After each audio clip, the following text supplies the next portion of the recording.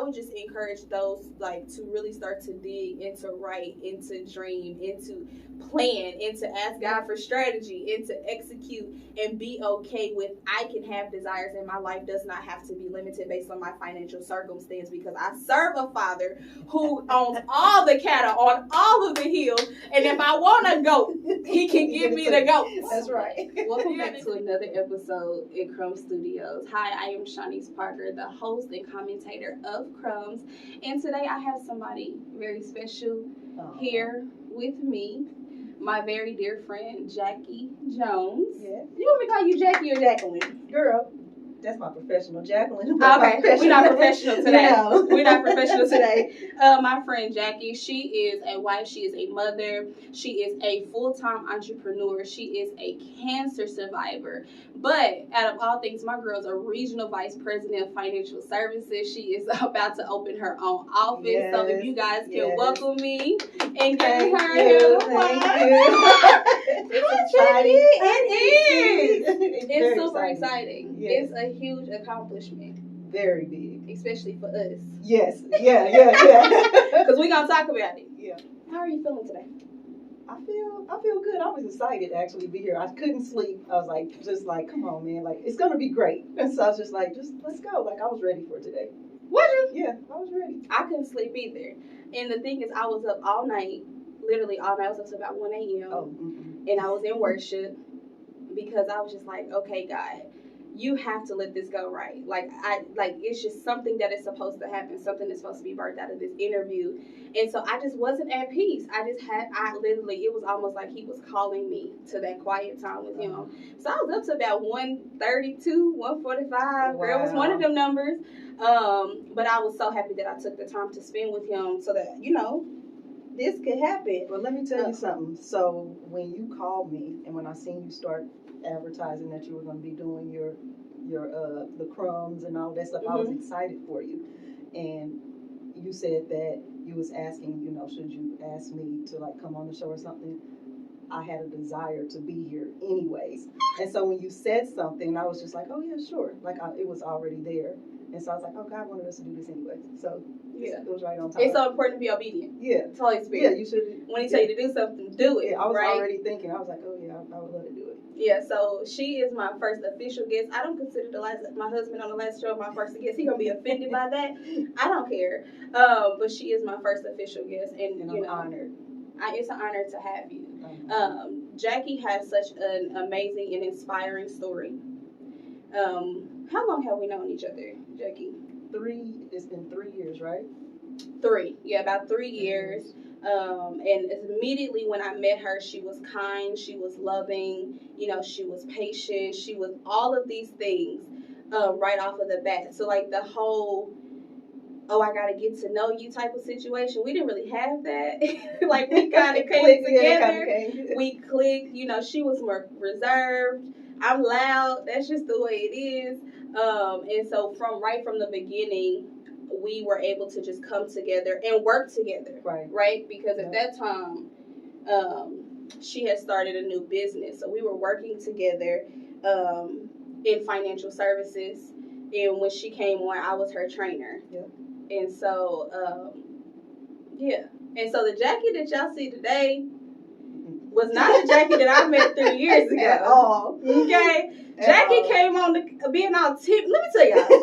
Jackie came on being all timid. Telling me, I just don't know if I can do this.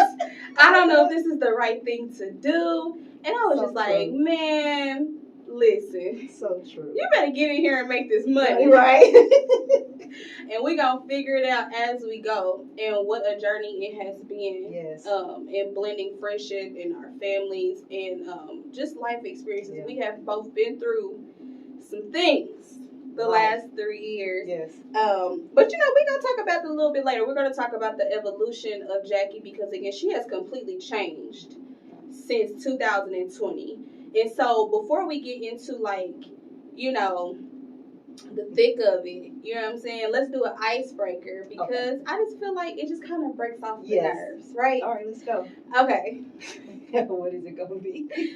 So did you see the video at the Alabama Girl, River? Yes. Girl, yes. So I was asking her she saw the video. Well, it's videos, multiple videos Yes. of the incident in Alabama at the riverfront. Okay, how did you feel about it?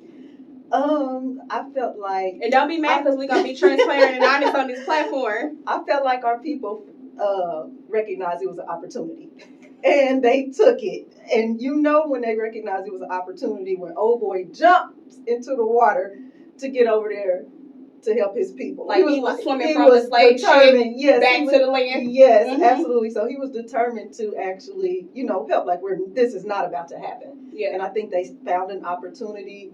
And unfortunately, it was, in a brawl type of thing. But I mean, I think Alabama's pretty happy. They're pretty happy. I think I hate to say all of the black community, but the majority of the black community is kind of happy about the results of it.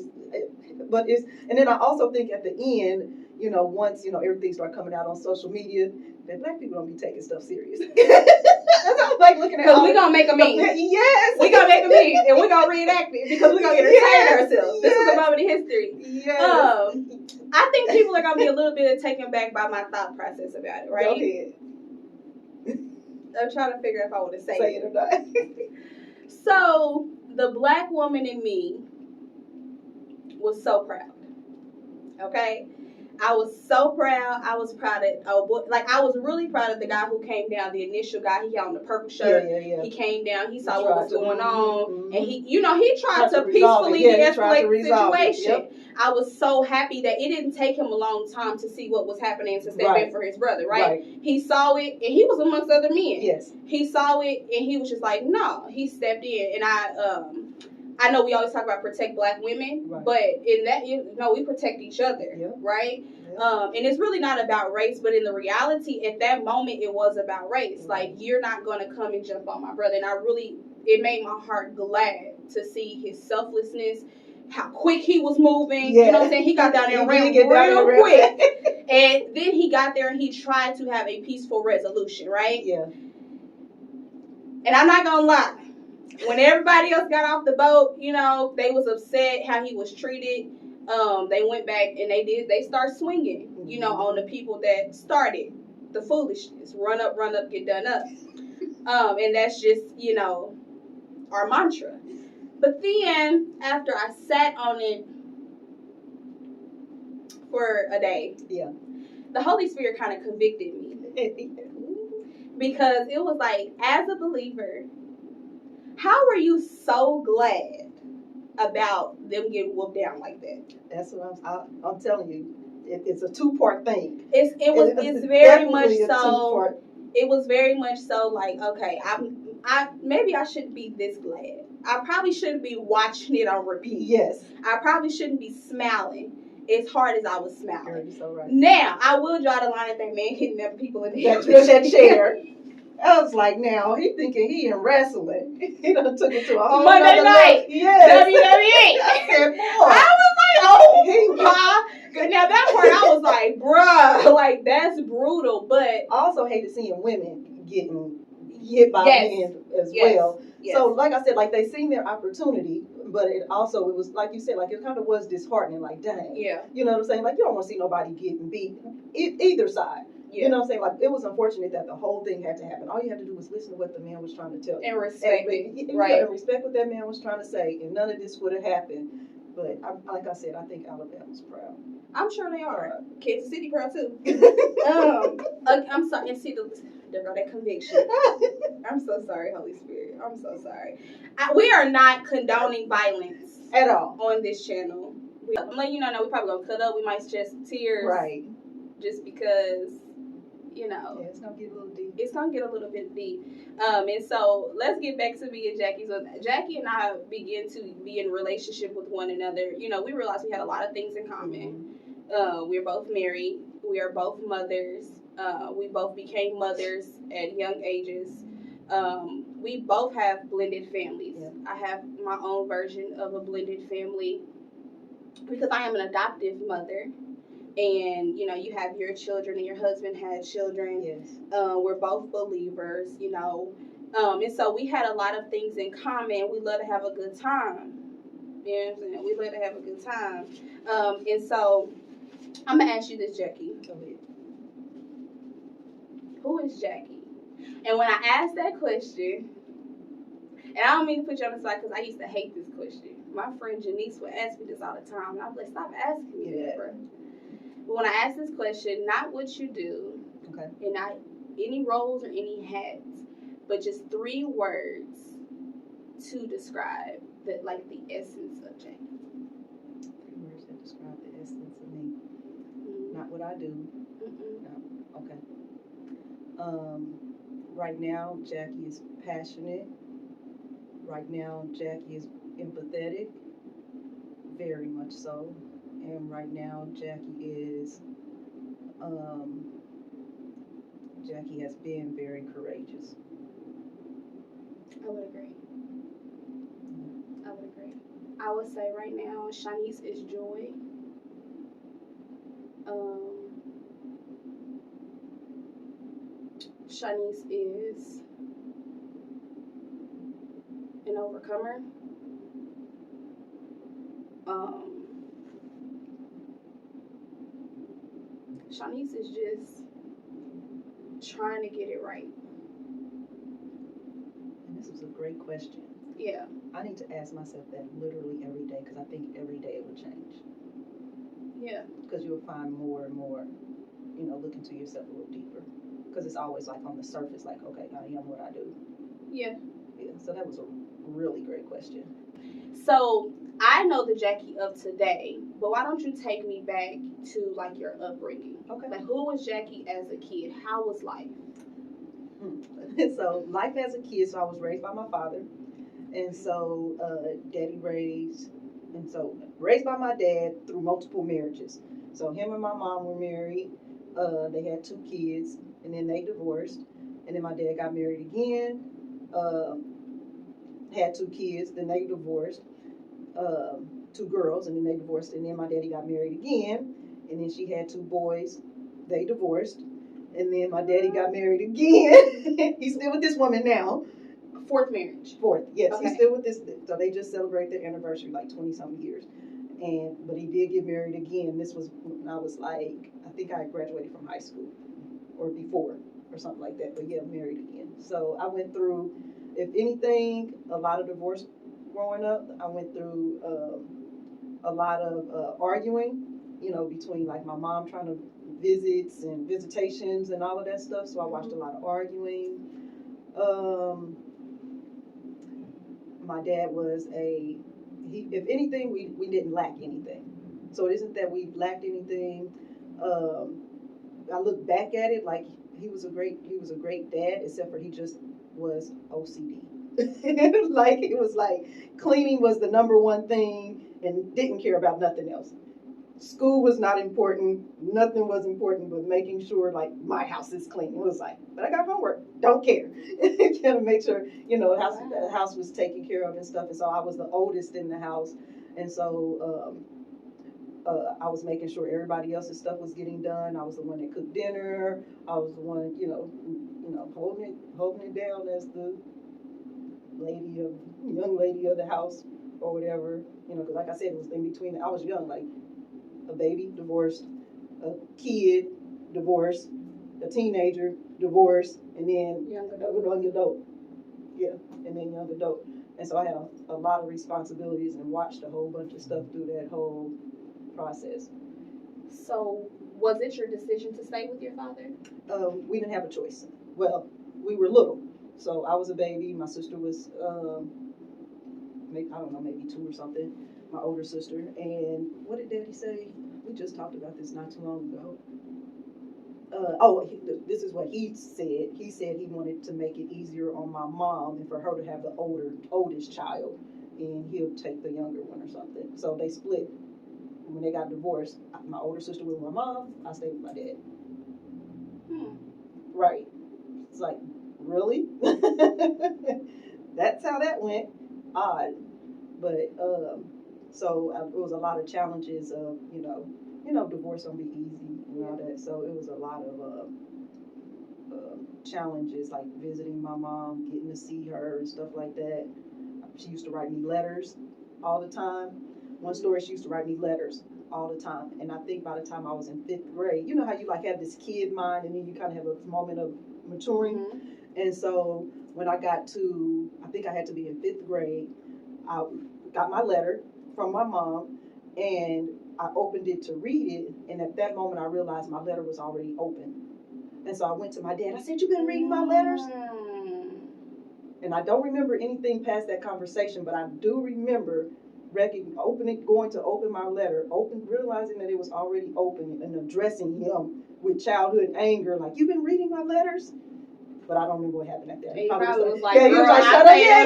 I paid a mortgage. You come to my house. I'm gonna read it. You ain't got no mail. You don't pay no bills. So your mom would write you. Did she live far away? She lived in some parts in Missouri, and then she did live in other states. So she lived in like Oklahoma at times, Nebraska, and stuff like that. So yeah. So that means your sister was traveling with her. Mm-hmm. Wow. Yeah. So my sister didn't visit a lot because she perceived Daddy to be a hard man. I mean, we all looking back at it like it wasn't easy living with him, but yeah. it was what we did, and so, but yeah, she didn't. I can't remember, maybe not even 5 times my sister coming to visit at all. And so my auntie, when I was growing up, the way I would see my mom without like arguing and stuff, my auntie would take me, be like, "Hey, can I get her?" And then she would take me to go see my mom. And so we would drive out of town or wherever to go see. But anytime that I can remember as a child that it was like a time where my mom would come get me, it would be like arguing and stuff, which is crazy. And it's like all I remember is arguing. One of the worst things I remember as a kid is being at present with my mom, my dad, and my stepmom, the first stepmom, and trying to figure out what to say to my real mom, because the whole time I was calling my stepmom mom, right? And so I had to be in elementary school. I'm 100% sure I wasn't in middle school, but I remember being nervous and scared of not knowing what to say when my mom was present. And then they was arguing and stuff, and because you don't want to disrespect her, or make her feel disrespected. Yeah. So did Daddy at least bring home good women? So we might be being a little bit nosy. I'm sorry. Well, my first stepmother, I mean, they was all cool to me, I guess. I mean, because look, the first stepmother, I was young, so she was there when I was like from an infant probably to, I don't know when they got divorced. I might have been in middle school. And then the other one was from maybe a little gap, and then she was present during high school, so maybe 8th grade to high school years. And then the other one was present during the end of high school to now. So it seems like the first one though, she was.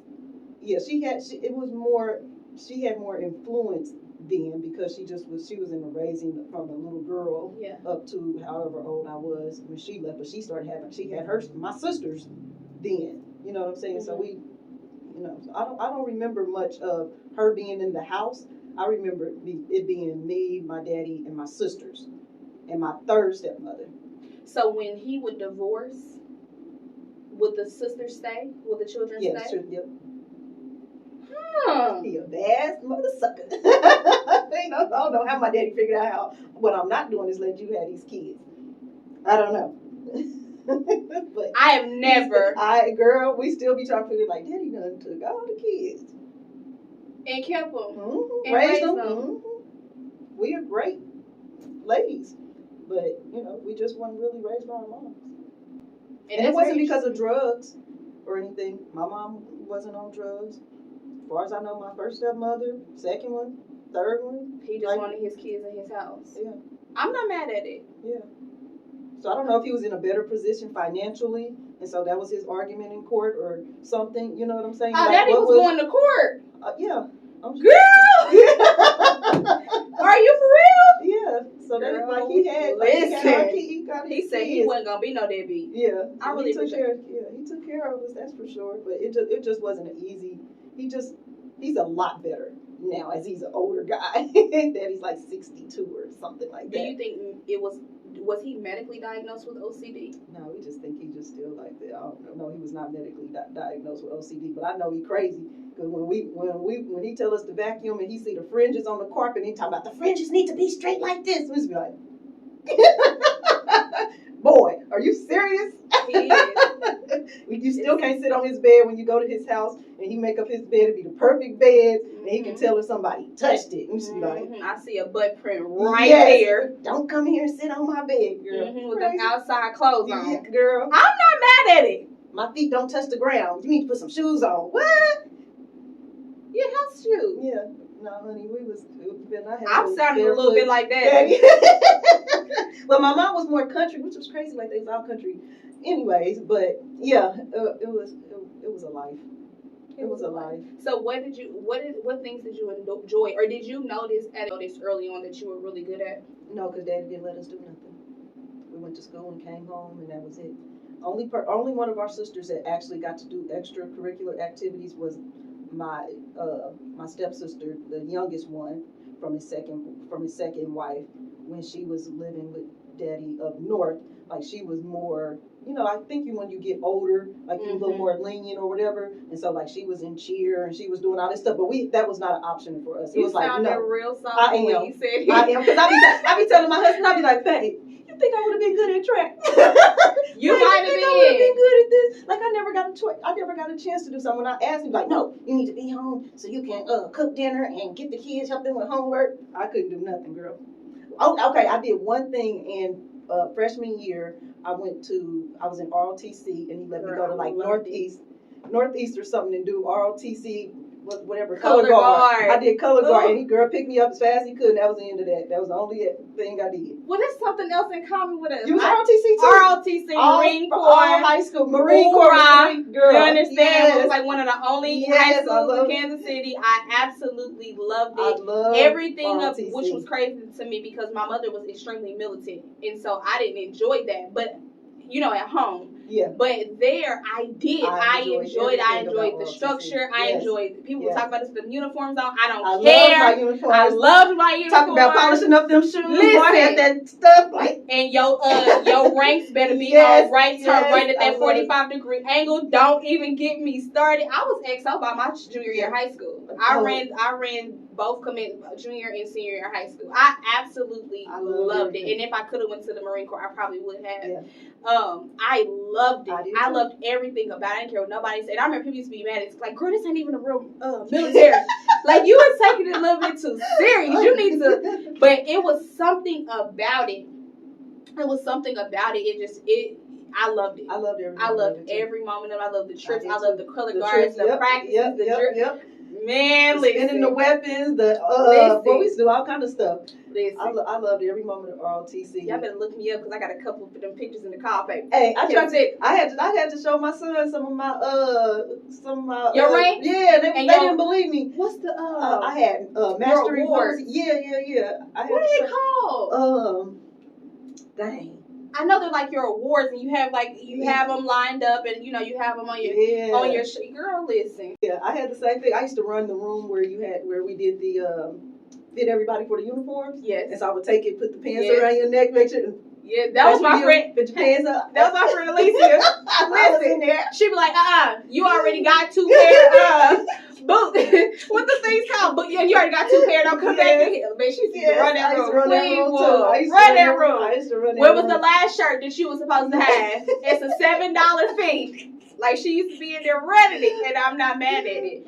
So, but what about signs of entrepreneurship? Like, I know that you didn't get to, so we understand, like, you didn't get to really, I'm sorry that you didn't get to do that. You know what I'm saying? And I get it, because my mom was like, you can do it, but you have to find your ride.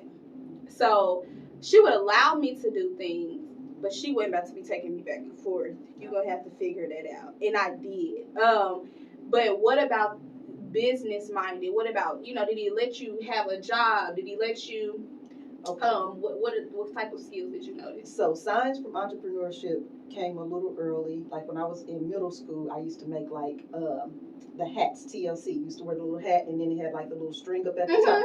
So I used to make those. I had a little bitty sewing machine, and then I used to make coin purses, and you can just pull the drawstring. And so I used to sell those when I was in middle school.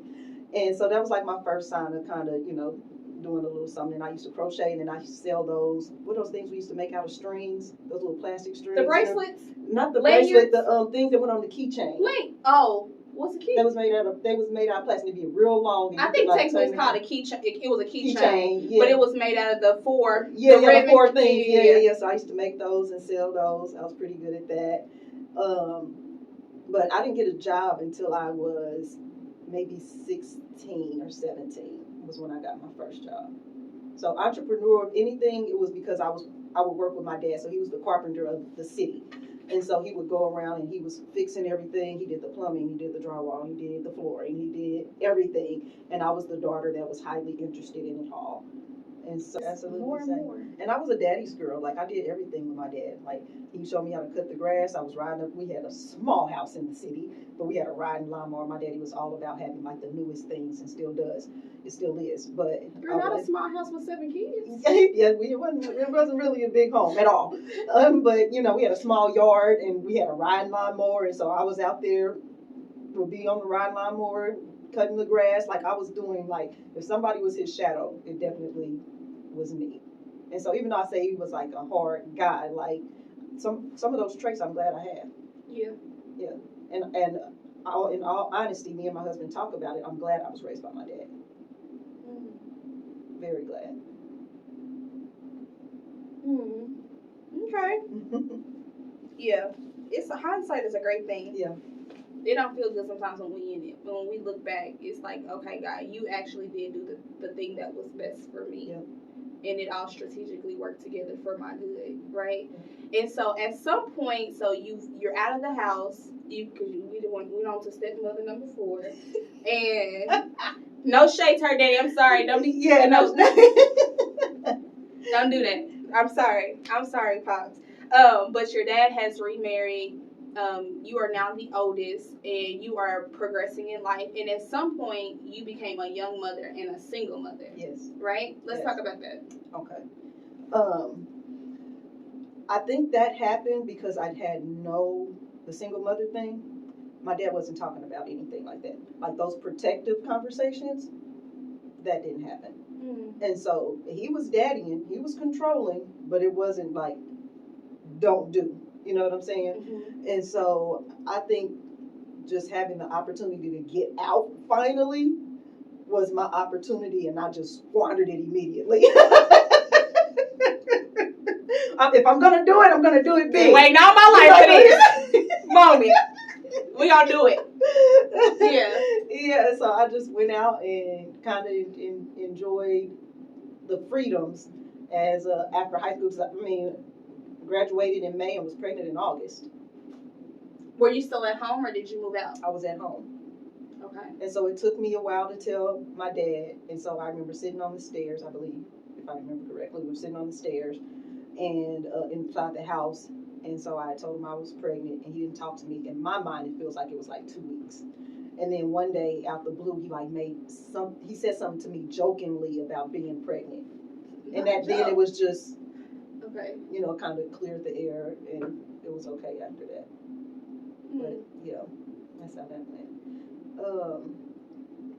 What was the rest of the question? We were just talking about your single motherhood. Oh, single motherhood. So did you stay home? Did you go away? I stayed home till, this is my daddy a trip. So I stayed home for maybe almost a year. And so I was working at the bank downtown Kansas City. And so one day, Daddy called me and he said, hey, meet me at this address. And he explained it to me how to get there because, GPS wasn't the way it was. He's 23, my son's 23, 22 years ago. And so he explained to me how to get there. And so it was on 107th in Blue Ridge. What's the name of those apartments? Anyways, he told me where to get to. I'm not even knowing there's apartments. Go to the apartment complex. He's in the office. Sign these papers. Sign these papers. I was like, what? He was like, yeah, you move now. Sign these papers. And that's how I moved out. Girl, did he at least co-sign for you? Nope. I'm telling my daddy was a good daddy to, he talked to us about money. When I was working in high school, I had to pay he got me a brand new car, a Dodge Plymouth Neon, and got me a brand new car off the showroom floor, but he got me a brand new car painted. My car payment was $222. I was working at McDonald's on Blue Ridge and Bannister. So wait a minute, he got you a card, so you had to pay the payment? I was in high school, 17 years old, with a car payment, working at McDonald's. Okay. And insurance, and gas, and my aerial cell phone bill. Daddy wasn't paying none of that. And so, but it helped me to be responsible, know how to pay bills and stuff. And when I would come home, I would get paid, and I would have bills in my slot on my mirror, like tucked into the mirror. And so not only was I paying those bills, it might be the water bill, it might be the light bill that was stuck in there. And so I was in there paying bills or making sure you buying stuff for the house. And this is even before having Dorian. And so it's just like, same. Yeah, so it was just like making sure it prepped me, of being responsible to that degree. Not being a single mom, but it did prep me to be able to, be financially literate to a degree, savvy to a degree. And so I knew how to pay bills for sure. And so he was, I guess in his mind, he was like, this girl working this job, making this money, she can figure out how to live on her own. Because I wasn't a bad daughter. I wasn't rude. I wasn't disrespectful. I just had a baby in the house. You know what I'm saying? And so I guess one day he was just like, and today she goes. I need to ask him about that. Like, what made you just out of the blue? But you know what? Say you're out of here. I sound like your daddy. I'm not mad at daddy because sometimes you just gotta do the hard thing. And I know, like, it's conflicted, right? Because I'm not the mom to put my kids out. My son is 20 and he's still at my house, right? Right. And so I'm not that mother. But from experience, I moved out at 18. And there is just a different, I don't know, we different. Like, we gonna figure out how to pay this rent. Yes. We gonna figure, like, we are willing to pay for the freedom and the liberties. Right? Yeah. Where there is kind of a little, I want to be able to set my children. I want them to be able to have like a leg, leg to stand. I want them to be able to say, right? But sometimes it can just be just a catch-22 because if they're not willing to seize the opportunity, there really is handicapping them. Yes. But if you push them out too early, you know what I'm saying? It can, right? You can avoid so many things, bad credits and credit. There's so many things that can be avoided by allowing them to stay. And so, okay, you found yourself in single motherhood. Your father got you your own apartment. You get to pick out your own apartment. I did not. My God. So you're living in this apartment. You now have rent. Yes. And you still have the car note? Yes. And the car note. And the car insurance. Did you have to pay for daycare? Where did he go? Yes, I paid for daycare. And daycare. Like this. Yep, I paid for daycare. We had a family member that had a daycare, but yes, I had to pay and daycare. And I'm assuming no one plans for single parenthood. No one, plans that to be their journey. How was it though? So, by the way, I had 2 kids out of wedlock prior to, so I thought this was something to do multiple times. So, so with my first son's father, at one point he was watching our son for us when he was an infant and stuff like that. And so he was watching him, and anything that I needed, I knew I can ask him, and he would get it no problem. Okay. And so that was perfectly fine. So single, the majority of the time, our son was with me. But when he was watching him during the day, when I was at work, when he was a baby and all of that stuff, or whenever I needed anything for Dorian or my son, then he would take care of that. Clothes, I'll be like, oh, he needs some clothes. He needs this. Like, it wasn't no problem to ever get any of that.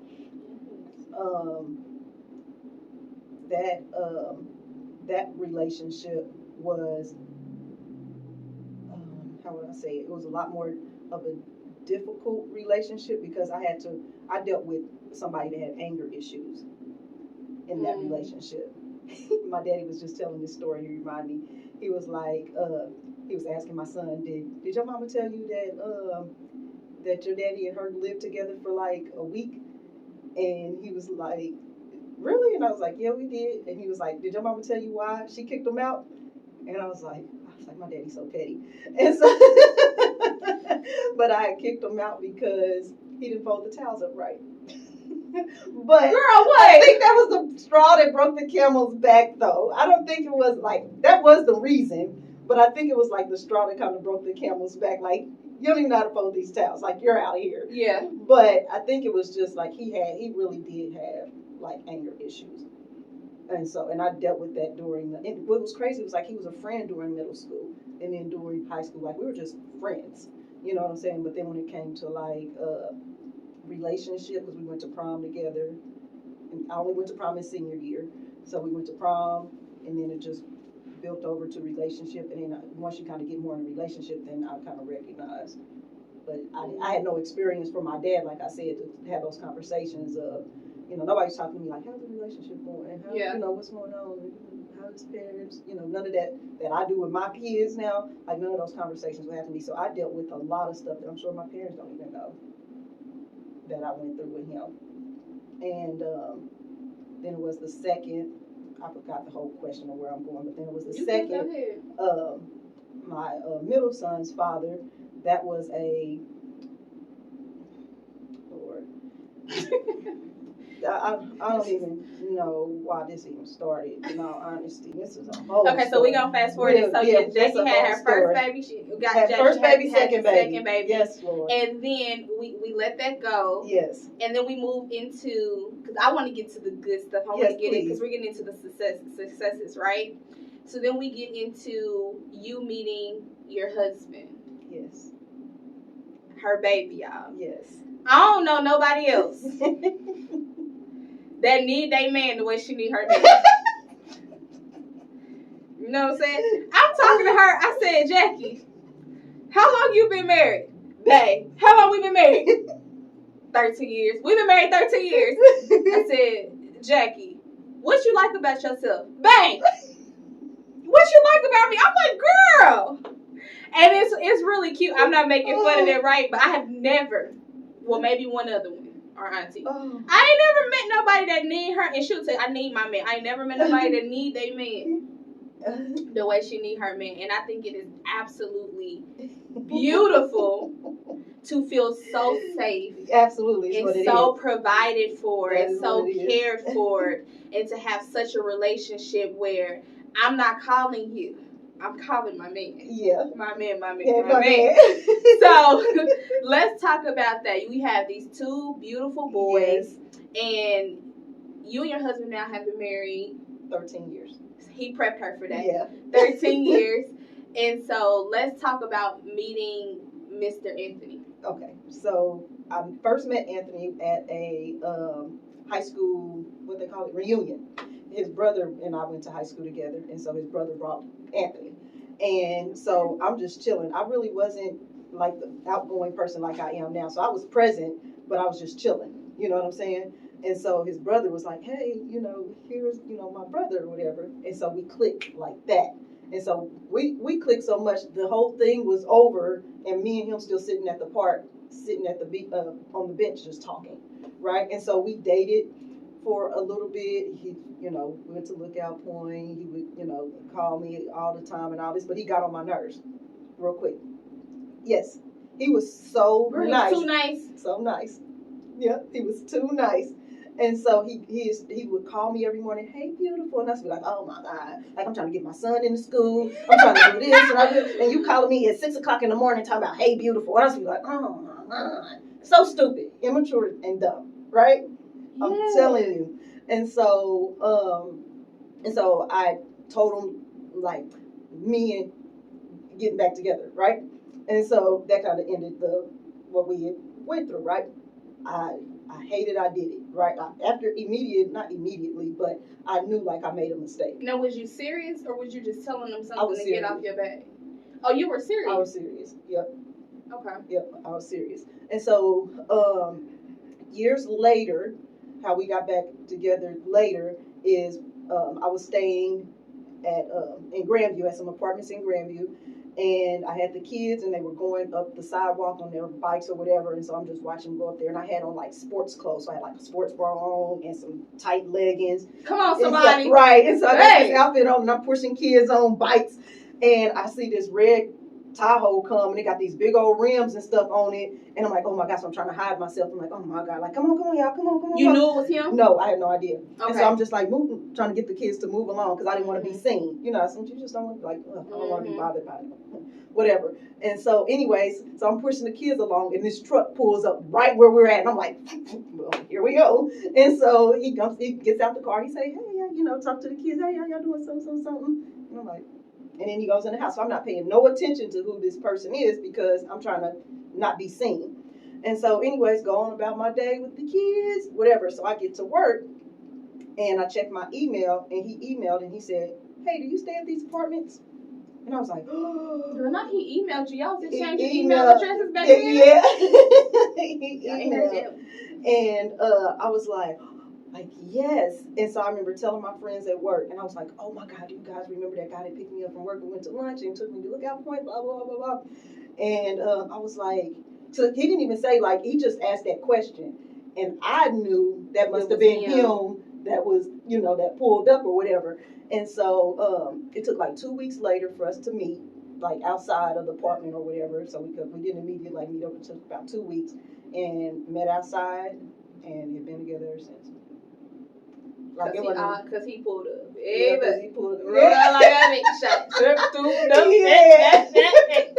Yeah, and we've been. Y'all better wash that car and polish that car and pull up. Yeah. Let me tell you something. It was so crazy because his apartment complex, like our apartment complex, his building was here, my building was here.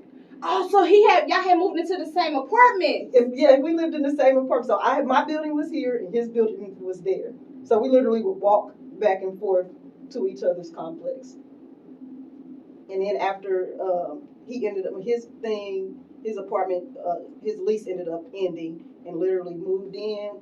I was already looking for a house at that time, and so I got approved for my house or whatever, and I was telling him all of that, and like everything was really moving fast, but it was like it was just meant to be. You know what I'm saying? We just knew, and so we was already talking about. I remember the first time I told him I love him. I remember. We was talking about marriage, and we just made the decision, like, we're going to get to the point, we was like, we're going to the courthouse, like, it just wasn't a game, like, we was totally in it, and I don't regret it at all, great guy, but it was I was such a fool, at 20, you know what I'm saying, I was too, though, that was a similarity, I remember being like, my husband is so nice, why you so nice, right, and I was waiting for the shoe to drop, because ain't nobody it's nice. Clean. Yeah. It's nice. Nobody, yes. You got baby mama somewhere. What's going on? It was just like, because it was always like, this is just too good to be true type of situation for me. And so, yeah.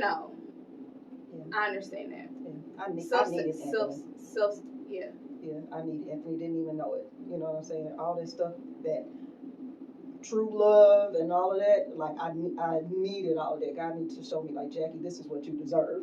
Like, it's coming, and it's in the image of Anthony Jones. And like, I'm just like, man, that was crazy. And we talk about, like, gosh, some of the things we would have avoided if I wouldn't have cut it off. You know what I'm saying? Like, we wouldn't have had the other kids. You know what I'm saying? We wouldn't have had other baby, because he's had kids by other women in between that time. I had my second son in between that time, and if we wouldn't have had that break, he's like, I know I would have finished college. He's like, I know I wouldn't have been so, out there or whatever because of the type of person that I am. And I'm like, oh yeah, like, absolutely. I know I wouldn't have, did this and did that because we would have been like, I mean, we connected. We had so much in common. Maybe, but maybe not.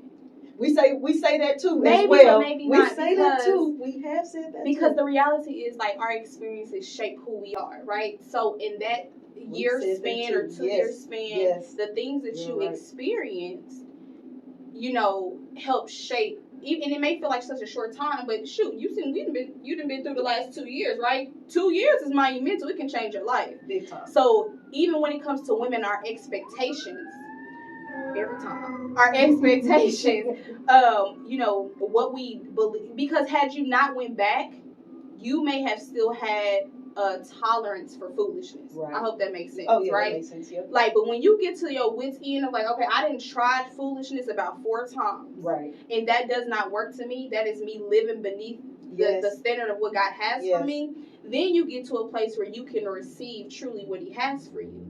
Even with your husband, right? He went and had experiences with other women, and he was able to get with you and say, this is not that. Yes.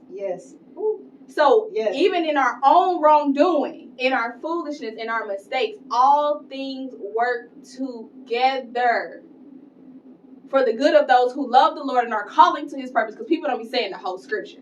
But, all those things work together, right? Yep. And so we look back and we have regrets like, dang, I wish I had just got to it quicker. I wish I just got to it sooner. But at the end of the day, all things work together. And those experiences got to shape. And His children were supposed to be here. Like, all of them, they're supposed to be here, which leads us into you are a blended family, right? Yeah. You have a beautiful bonus daughter and you have a bonus son. And I remember you sharing with me, having moments of having anxiety. Big time. So you and your husband got together, you got married, you are just, in lover's land. This is the best thing, and but he did come in, you came in with, 2 children, he came in with 2 children, right. And you found yourself having moments of anxiety when it came, you said particularly into having his daughter there, yes. Right? Yes. Why do you think that you had such anxiety? I still cannot pinpoint exactly why she gave me anxiety. Only thing I can say, she was more of a hyper child, and she, you think boys are just out here. No, it's my daughter. No, she was out here, and so, and then because she was a girl, but I had nieces, and so I was like, and then I just don't know. Like, and then the other thing is like, because my husband had to work a lot, and so I would have to, so when he would get her, it would just be me, her, and the boys. You know what I'm saying? So I'd be with her alone together. And so I have no, solid reason on why the anxiety came, but it was my first time experiencing anxiety. Yeah. To the point it was bad, and I would call my sister, and because my husband would say, I'm about to go pick her up, whatever, and I'd be like, okay. And then as soon as he would leave, I'd pick up the phone, and I'd be like, okay, calm me down. And I was like, okay, he's saying that he's gonna get her. I was like, I don't know what this is, just, help me. And then our garage door would open, and I'd be like, okay, I gotta go. And she would come in, but by the time she would come in the house, then it would go away. Mm-hmm. But it was this whole buildup of anxiety. It was like, it's not that I didn't love her or anything like that. It was just like this whole thing, and it would just flare up and totally take control. And I didn't know what to do. My sister would be like, why? And I was like, I don't know. I don't know why this is happening. And then I had to literally, you have conversations and, pillow talk or whatever. And it was just like, I have to be honest. Yeah. And so I told him about it, and he's like so surprised, like, why? And I'm like, what do you mean? I don't know. I have no idea why. And so he asked, like, is it still now? And I'm like, yeah. I just don't know why. And so this was several years later. It was years. Yeah, it was years of it, and it decreased, over time or whatever, but it was still definitely there. And only time that I think it really started to break loose is when I finally just said something. And it was just like, and then I haven't experienced it now in years, but it's just like, but before I said anything, it was my battle between me and my sister, and she was the only one that I would talk to. Girl, thank God for them sisters. Yeah, girl, help, girl, save me, because I don't know what's happening to me. I was just like, hey. And she was like, why? I was like, I don't know. And I really still can't pinpoint what it was. Do you think, so from what you shared with me, right, I know that there was a financial aspect to it. When you and your husband got married, you both were working. But, we know how it is. You work and money, the math just don't math. It don't be math. The bills outweigh the money. All the time. And, you are just really doing the best that you can to get by. So I know that from the beginning, you would share this story with me about how you would have this sense of guilt when the children would come over to visit and it wasn't a lot of food, Yes. in the house. So do you think it was It was always an extra struggle to have the extra person there because Anthony, he was on child support for 2 kids. And so our budget was super duper tight. You know what I'm saying? We had the mortgage, we had 2 car payments, we had our kids.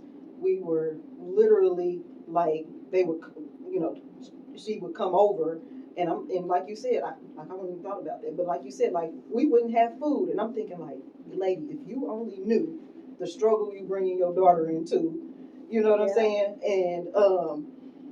And so where I'm having to go to like food pantries and stuff like that to try to fill in and make these miracle meals that happen to be the best meals I've ever made. I cannot ever repeat those meals, but me and my husband still talking about like, oh no, we call them miracle meals. Yes, I call them miracle meals, but them was good. Yeah. But yeah, that could be an issue because it was an extra body. But I still can't pinpoint. But yeah, I can definitely see that as being something. That financial burden just weighs on you in a different way. Absolutely. And when you truly love your children, biologically or not, when you love your children because they're ours, right? You don't want to expose them to any type of deficit, right, or lack or hardship. Yeah. And especially when they got to go back and report to another parent. Because baby, you ate only one meal. You know what I'm saying? We ate noodles for breakfast, lunch, and dinner. And little do they know, because it's the sanctity of our house, little do they know, like, we really are just doing the best that we can. And so I can only imagine the pressure, not only for you but for your husband too, because he's the provider. Yeah. And our men really good men. Yes. They really carry that weight, and when they fall short, or it appears that they are falling short in any capacity, that's a whole nother conversation for a whole nother day. Because financial, like I see why people get divorced over money. Oh yeah, I see why. Yeah. And it just when that math is not math, it can really tear some stuff apart. Because look. Because what we talking about? Yes. Don't even look over here at me. We need to be at work. Right. We need to be doing something different. We broke. I'm too. Listen. Yeah, absolutely not. We was talking some years ago about having another one because I have all sons, and so like trying for a girl, and then I was like, ain't nobody got time for that. Daycare is expensive. Having a new baby, formula, diapers, never mind. The time investment. Yes. The lack of sleep, the exhaustion, and we be talking about every once in a while. We be like, ooh, when it's just me and him together, we be like, ooh, if we would have had that other one would have been right back in his back seat. Get somebody else to do it. Somebody else to do it.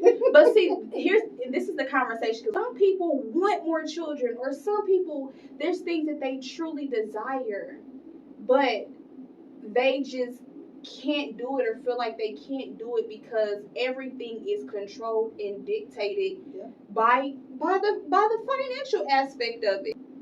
And so I think a lot of us frame our desire, or we fix, or we minimize our true desires based on finances. How much money we got? Are we gonna be able to afford to do it? Yeah. It kills a lot of dreams. It kills a lot of dreams. And I'm so glad that in this season, God is really like awakening me. I don't want to go to St. Louis. I want to go to Bora Bora. Right. Right. And Shay, for the St. Louis, but I don't want to be local. I want to have a staycation. Cause I stay here with you every week. Yeah, I want a staycation. And don't get me wrong. Like, there are seasons where you make do with what you have. But at the point of all of this is to be very mindful of allowing your finances to limit your true desire. Because when we all wake and we all really think about it, like, no, I really got some big desires. But because I don't think that they can happen, or maybe I don't have enough money, then I'm going to just let it go. And I'm going to just settle for, what I feel like I can make happen by my own hand. No. Because it's a stopping point. Yeah. And so we literally need to be taught like how to get past our own limitations. It's like, okay, you can think a little further than that. Okay, so what about this? So you think what about extra $1,000? What about extra two? What about extra three? You know what I'm saying? And it's like, oh, I never even thought that far. Yeah. It's possible. There's people out here doing it. And so why not you? Why not me? Yeah. Why not me? That's a true question. And so that leads me into, let's do this. We'll do a two-part because we're gonna. I think that your cancer journey deserves an entire segment of its own, right? Mm-hmm. So that, like, the financial aspect, let's lead that into like what you do, right? I know that you were in the banking industry for 23 years. Yes, 23 years. Listen, y'all, because we have a transparent moment, right? So Jackie was at the same job. She changed positions, but she was at the same job, same company for 23 years, right? She got there. She was gonna retire there, right? And mind you, we were doing business together, and I remember having a conversation with you, and I was just overwhelmed because I was struggling financially, and so I remember us having the conversation of how much money we make, right? And so I shared with you how much money I make, and you was like, how long you been at your job? And I was like, I've been there, I think at the time it was like 4 years. She said, girl, I've been there 20 years and I make what you make. Yeah. And I said, are you serious? Like, it was a moment where I think she realized and I realized. I was like, I told her, I said, Jackie, yeah, there's no way you've been there that long. And you're making what I make, and if it was in the 40,000s, okay? So we not talking about 80. No, we in the 40s. Mm. You know what I'm saying? And I was like, okay, Jackie, you gotta leave that job. Yeah. I don't know if you're supposed to tell people to leave their job, but I remember being like you are worth so much more. Absolutely. Than what they were willing to pay you. And so it made I seen like a kick up in the business, right? Because we started a business and we were pushing our business. And so Jackie started going hard. Okay. Jackie started going hard, y'all. She is a licensed security agent. Jackie, tell them all your licenses. Okay. Listen. So, first I have my life insurance license, mm-hmm. and then I am a registered investment broker. So that's Series. So I've taken my Series 6, 63, 26, and so I am a principal, meaning that I supervise others that have their investment licenses and things. And is that my last license? 6. SIE Series 6, 63. No, and I'm working on my mortgage. Yeah. Mortgage broker shit. Yeah. So right. So you talking about, and I think she obtained all of her licenses within a matter of 18 months? Yes. 18 months. Now, I studied for the Series 6 for 2 years. But those exams they're not the easiest things out here. I kept getting distracted, y'all. Like, you be having to be real focused, you real have to be committed. And then you get to the point where, but you're also trying to make money. Yes. Right? Jack and Karen, none of that. She studied. We was up having late night study sessions. I'm talking about 9, 10 o'clock at night. You understand? And she got all of her licenses. So share with us a little bit about what you do, because you are like educating the community. Absolutely. Yeah. So on a daily basis, I'm always providing financial literacy on my social media platforms. On a daily, I'm providing something to help the community be financially literate. But what I actually do for families, I literally help them in the areas of their finances with budgeting, to make sure that they're saving money for retirement, make sure they know, what their financial independence number is. People tell me that they want to retire and they're 50, but they have $10,000 saved up. So I kind of let them know, like, you might not be ready, because let's have this in-depth literally to the point I've had conversations with people that cry because they wish they would have known this information sooner. Of course, I make sure the families have their life insurance and everything in place. I am helping them with budgeting. It's a lot. It's a lot. It's a lot, but I enjoy every moment of the conversations because I meet people at different levels in finance. And so I like yesterday I met with a guy who um, I'll just say he was a white guy. And so he was like, oh, I got that, I got this, I got that. And I was like, okay. So I went with just asking questions.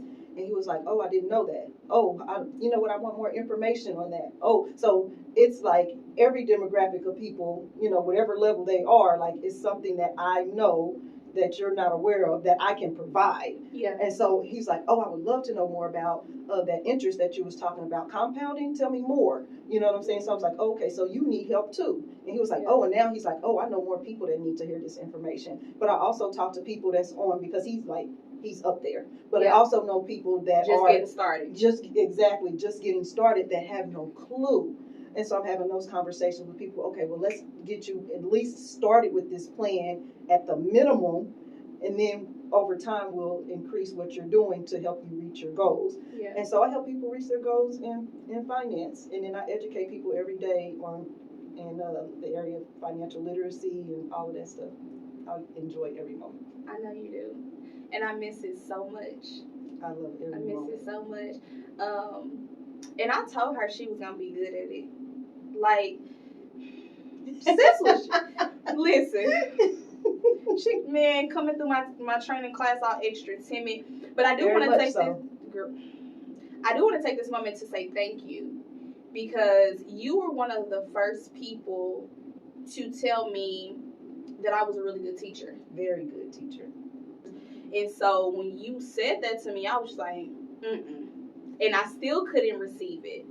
And but you kept saying it. And then I remember another occasion where you had to present, I had to present. Mm-hmm. And so we just be hanging out on Zoom because y'all gotta remember this is the midst of a pandemic, right? Yeah. I knew Jackie without knowing Jackie, absolutely, in person for like 2 years. Right, like we was not an in-person thing. Right. This our relationship was on the Zoom. Internet, on Zoom, on Zoom because it was the height of the pandemic. Yes. And it was ridiculous. So everything changed for me. I went from meeting people in person to now having to train and teach people and my clients, on Zoom. And so we hung out after the training. And I don't remember which one of us said it first, but I remember being like, man, Jackie, I wish I was more like you. And you was like, what?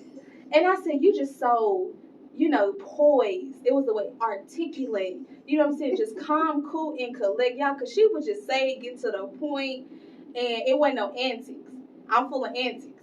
And so I remember seeing that and admiring that about her, like her, just how poised she was, how feminine, how soft you were. And you busted out and was like, girl. I knew you was going to say that. I knew you was going to say that because I'd be like, girl.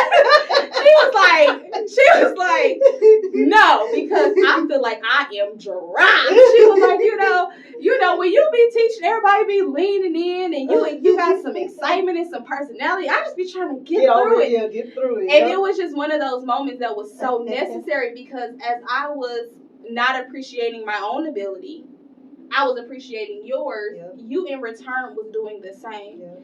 And it brought us again to that moment of be happy with who we are. And then you're better together. Right.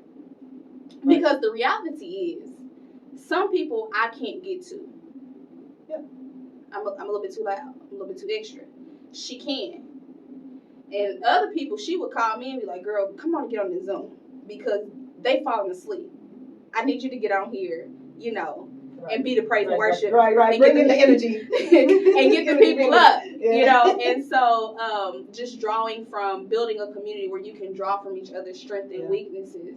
And that has been this relationship in our dynamic. And so I don't want to just dust over what Jackie does. She is a licensed financial representative who is making a difference and impact in our community. She has set up several life insurance policies. She has set up several investment and retirement accounts. She has set up college funds, yes, and what is it called, guardianship funds. You know, there are people who are trying to create wealth and make their children millionaires, and she is a person who has sacrificed and dedicated the time to study and to show herself approved and to understand the market, understand the systems, understand the funding, like she does that, and she's growing every day. And of course she's connected to an amazing team. Her team is Triumphant Families. And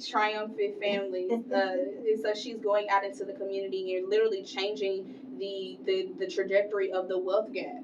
And, you know, saying that, you know, African Americans, what is it, by 2020, it used to be 2026, now I think it's 2028, you know, will have a zero net worth. Yeah. So, you know, you have someone who's really out here trying to make an impact and make a difference and saying, well, no, you know, not on my watch, not in my territory. Right. She is licensed in multiple states, not just in Missouri.